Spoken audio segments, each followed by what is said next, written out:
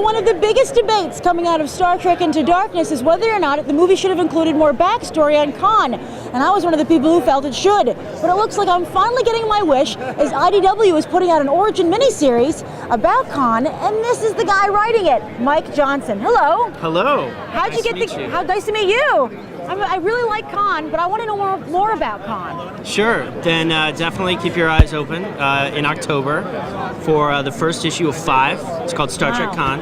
And we're going to spill all the secrets at that point. Well, here's a question for you. How closely do you work with J.J. Abrams and company?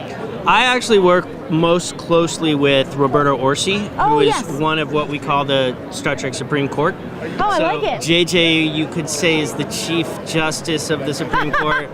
And then Roberto, Alex Kurtzman, Damon Lindelof, JJ's producing partner Brian Burke, they really compose the Supreme Court. So I'm sort of a clerk to the Supreme Court. And I'm just going to stretch this metaphor out as far as I love it. But I work most closely with Bob, Roberto Orci, who's the probably the most hardcore Trekkie on the court and knows everything about the franchise. Well, another thing sometimes people worry about, they say, oh, well, you know what, it's just going to be the same story, you know, because it's just a big Khan, but in this universe. That's right. Are you changing things up a lot? We are. We're going to take advantage of the fact that we not only have, you know, a great new actor playing the part, but people have some questions about, you know, exactly how is it different from what came before. And one of the big things we're doing is we're actually going to show things that happened in the 20th century, our century. Ooh, and you focus on the eugenics war exactly, too, right? Yes. So we're going to show how those unfolded, and we're going to see them in a visual medium for the first time,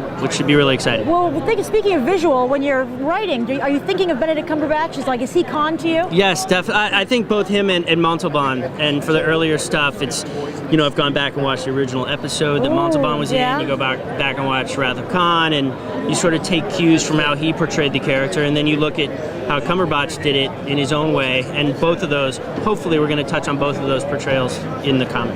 Well, you know, a lot of fans are upset that a certain shower scene was cut from the film. Will you be adding such elements into the miniseries? Yeah, I haven't written many shower scenes, but maybe. I know the fans want it, so we'll see what we can do. No promises, but maybe I'll write my first. And also, shower. this isn't your first rodeo in terms of Star Trek. That's right. Right? You've read a lot for them. Yeah. So how is it writing the two different alternate universes? Because that's how they did it. They split it into two. Yeah, it's great. I think in both cases, you really just stick to what the actors do. So, you know, you really try to get the voices of Shatner and Nimoy in one universe, and then you try to get Pine and Quinto. The new cast is fantastic. So you just try to honor what they've brought to the characters, and I just watch the movie a lot. Watch the movie and watch the movie. What a tough gig. I know. Comics are hard. Well, also, you know, is this just something I should read about to round out my Star Trek Into Darkness experience? Or do you think there's like some small chance that Khan could return?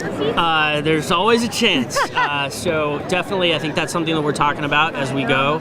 And how can we set up hopefully a third movie and sort of drop little clues and little hints so that, you know, when the third movie rolls around, we can go back and say, look, here, you know, a couple years before we were putting in little hints. So, oh, nice. Because you do that extensively with the prequel or the ongoing, Star Trek Into Darkness, right? Didn't you have exactly. You had some hints, right? Exactly, yeah. And we have our ongoing series that's going to keep coming out every month and hopefully dovetails into the next movie. So people can keep their eyes open. So just because a Star Trek movie isn't playing in theaters doesn't mean people can't be in the world. That's exactly right. And I think it helps that we have Bob Orci overseeing it, because Bob is, you know, one of the creators of the movies. So comics gives him an opportunity to tell more stories than he has time for in just one feature. So my last question for you is, are you currently writing it?